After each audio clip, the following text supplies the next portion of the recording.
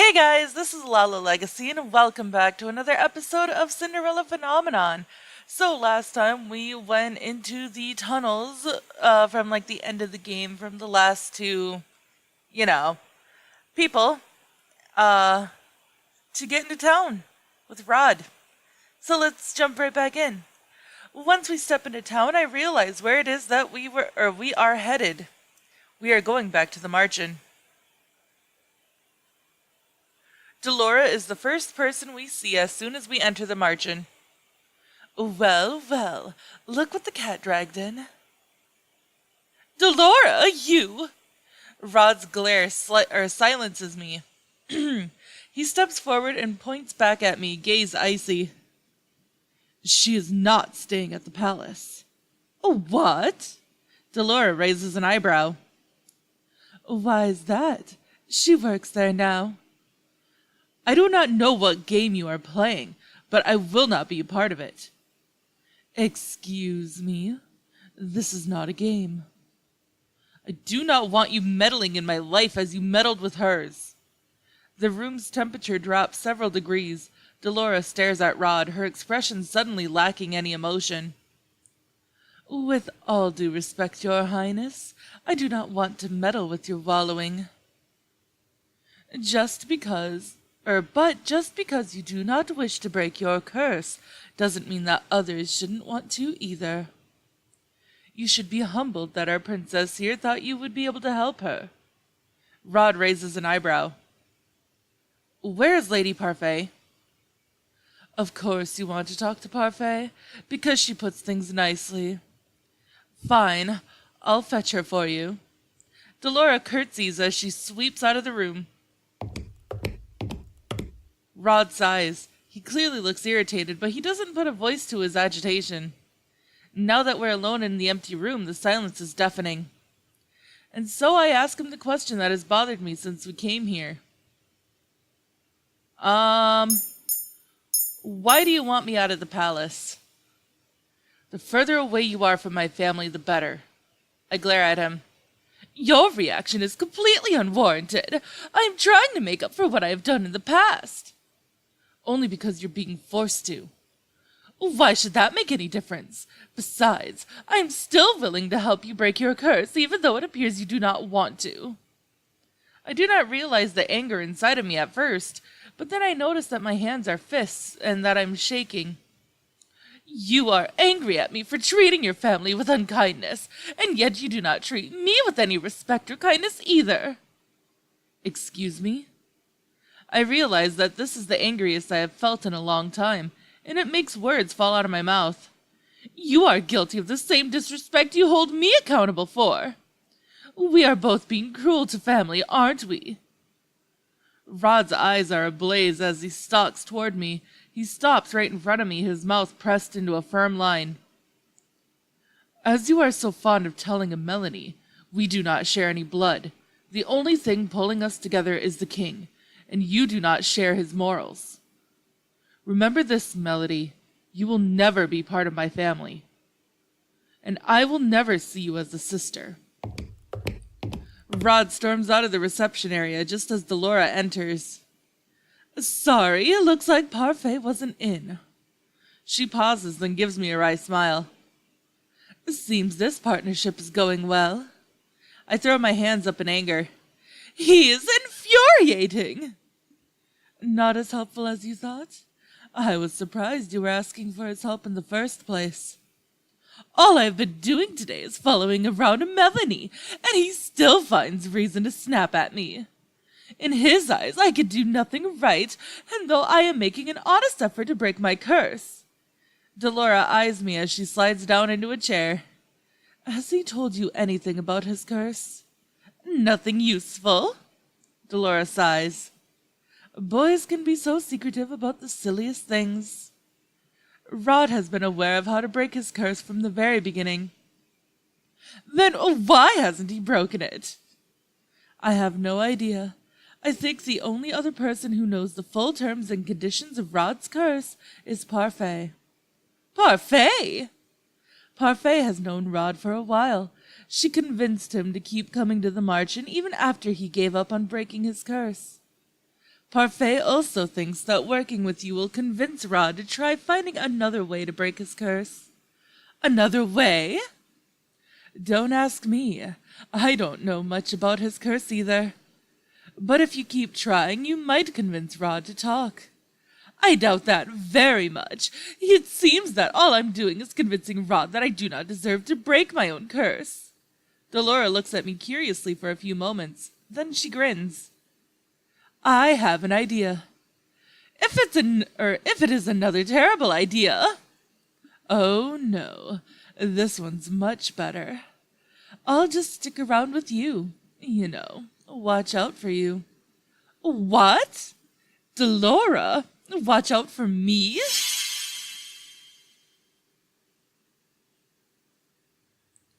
I am surprised when Delora suddenly stands before me in her doll form. There's no way you and Rod are going to sort yourselves out without some kind of help, so I'll be tagging along. It's much easier when I'm travel-sized. Why do I feel like she'll only make things worse? Come on, then. Delora somehow manages to jump into the front pocket of my apron, which is thankfully large enough to fit her doll body. Let's go find us a prince and get ourselves back to the palace. Chapter 4. One Step Forward.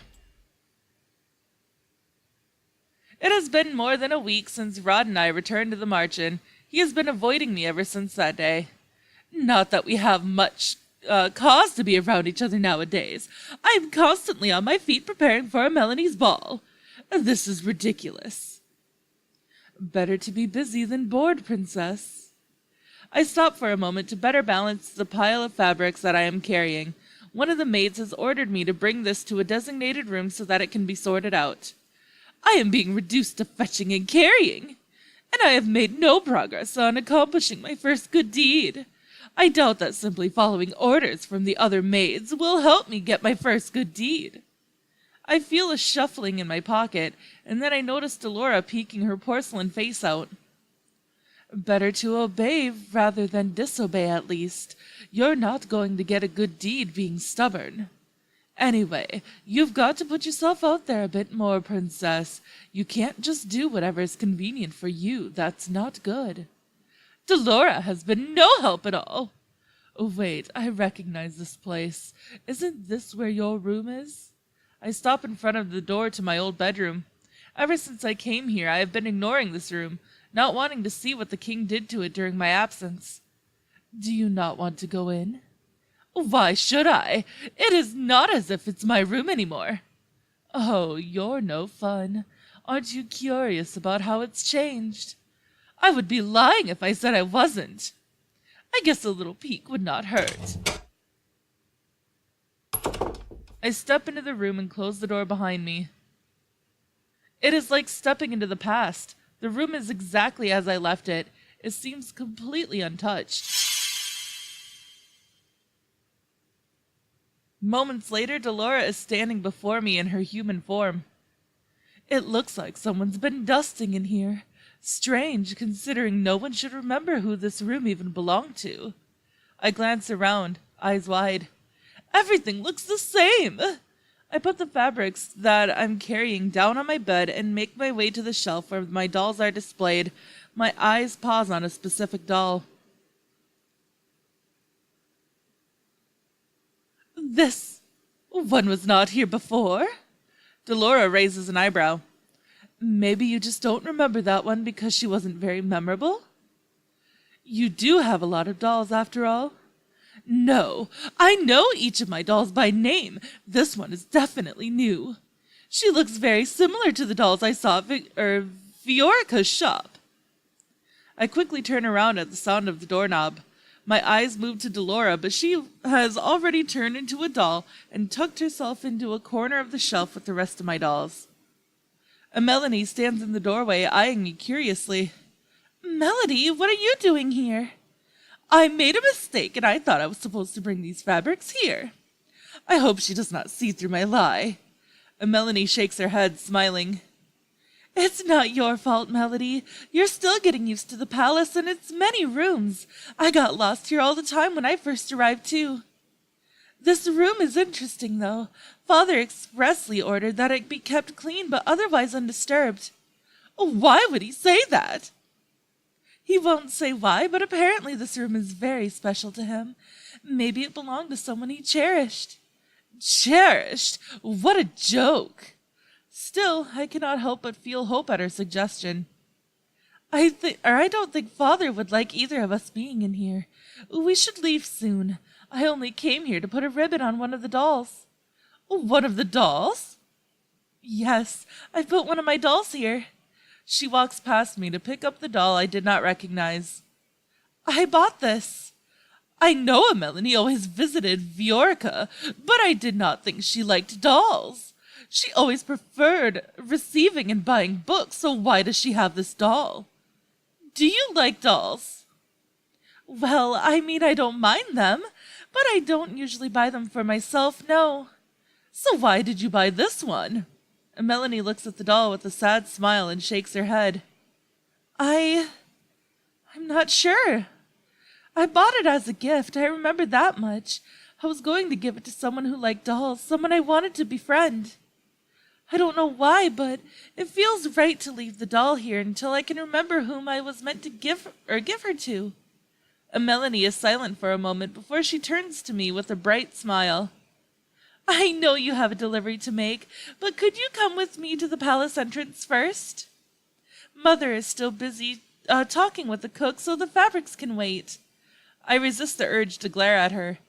She better not be dragging me around to do yet more errands. I'm expecting a delivery, and I might need your help. I thought so. I have no choice but to nod. Of course. I begrudgingly follow Melanie toward the entrance, and there I see the delivery carriage. A familiar person stands beside it. Viorica! Melanie pulls Viorica into a tight hug. I turn my attention away to glare at the number of boxes at the back of the carriage. I will no doubt have to help carry them inside. How are the preparations for the ball coming? Melanie's smile seems forced at first, but then eases into something softer. It's going well, I suppose. How about the wedding? Decmund and I have finalized the date. It will be 2 days after your ball. I can't wait to see you in your wedding dress. These two always talk so much when they get together. I ignore their chatter as I walk up to the carriage to observe the boxes piled inside. What is in the boxes? Oh! Viorica reaches out to grab one. She hands it to me. I am helping with the ball decorations. I came by with part of the order today. Part of it? Careful, it's a bit heavy. I take the box from her hands and nearly stumble. This is heavy. Melanie should have the male servants do this. Queen Ophelia placed quite a large order. I brought the more fragile decorations first.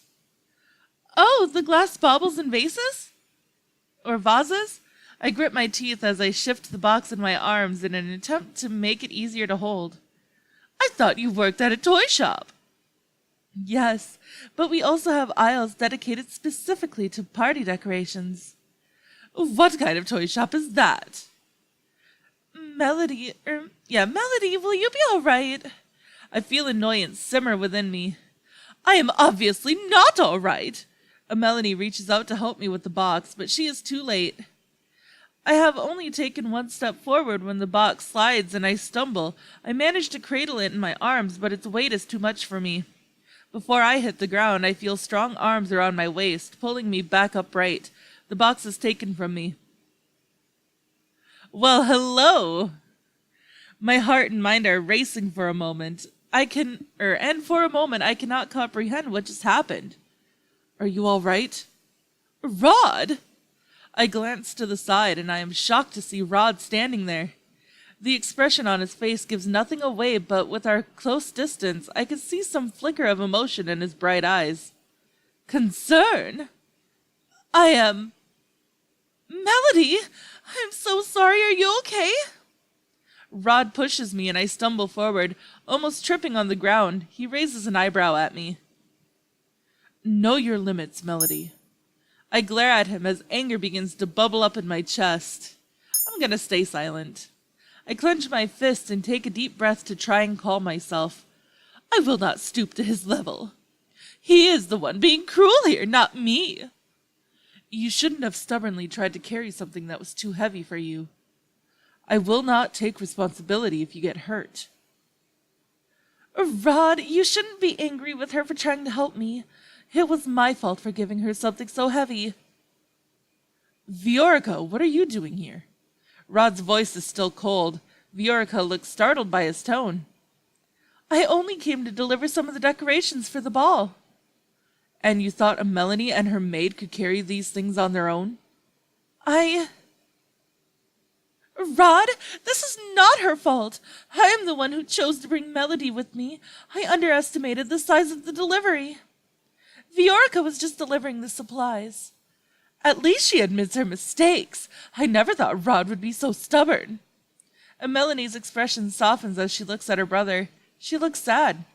Rod ignores her and picks up the box that I had been carrying. He begins to walk away before he suddenly stops and glances back at me. Come on. Rod? We're going to call some servants to carry these boxes in. He turns around and begins to walk away. I am Melanie's personal maid, not his. I glance at Melanie, who nods her head. I really am so sorry. Thank you for helping my brother, Melody. I curtsy ever so slightly before running after Rod. Rod, wait! He picks up his pace as if trying to lose me. I turn the corner and barely stop myself before running right into Rod's back. What now?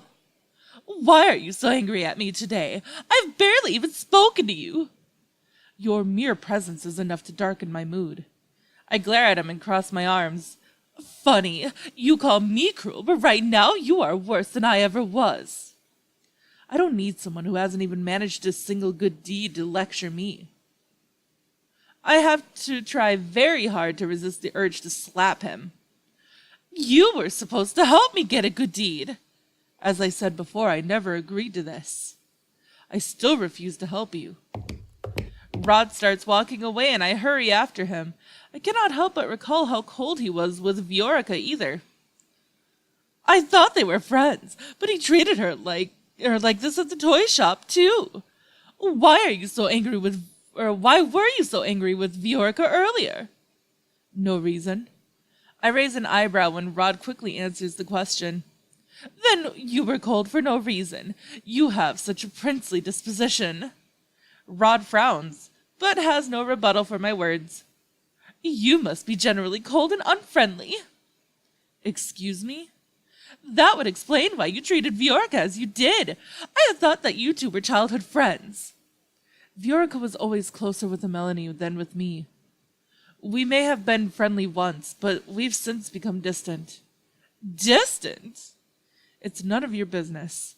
I pause as we pass by my door. Remembering that I left both the fabrics and Delora inside, I made my way toward the door and opened it. What are you doing? None of your business. Enjoyed your field trip? I frown when I see her sitting on my bed in human form. What would you have done if it wasn't me? Us witches have a sense for these things. Delora. Rod slowly enters the room. It's nice to see you here, Lady Delora. Nice to see you too, little Sebby. Why are you here? Delora shrugs as she inspects her nails. I thought I would help the princess here since someone doesn't seem very willing. Rod furrows his eyebrows at her. I didn't... Yes, I know. You didn't sign up for this. But do you really think you have a choice, Rod? Delora looks at Rod pointedly. You know the consequences if this fails. Rod looks away, expression conflicted. Consequences? What are you talking about? Consequences for not helping me with my curse? Rod sighs heavily before turning back to Delora. He does not pay attention to me. I am not the right person for this. Doesn't matter what you think. The princess thought you were, so suck it up and do your job. Rod is silent for a few moments before he finally faces me, looking resigned. I will help you then, but don't expect me to change my opinions of you. I shrug at him. It's not like I was expecting you to in the first place. Delora grins with clear triumph. Good talk. Rod sighs. In order to achieve your good deeds, you're going to need to mend what you broke before. I feel I already know what he's going to say. My sister has always wanted to be your friend, so you must do just that. Show her kindness, and you may be able to get your first good deed through her. Show her kindness, huh? Delora decides to stay in my room for the time being, saying that she believes Rod will be able to help me from now on. Or for now, sorry. Later, I make my way to the dining room with the fabrics and see Melanie and Ophelia inside. Melody! Ah, I see you have the fabric, thank you. But that is all the time that I have for this episode, guys. So, if you liked it, please give it a big thumbs up down below. And if you haven't already, subscribe. By subscribing, you're becoming part of a legacy. I love you guys so much, and I will see you in the next video.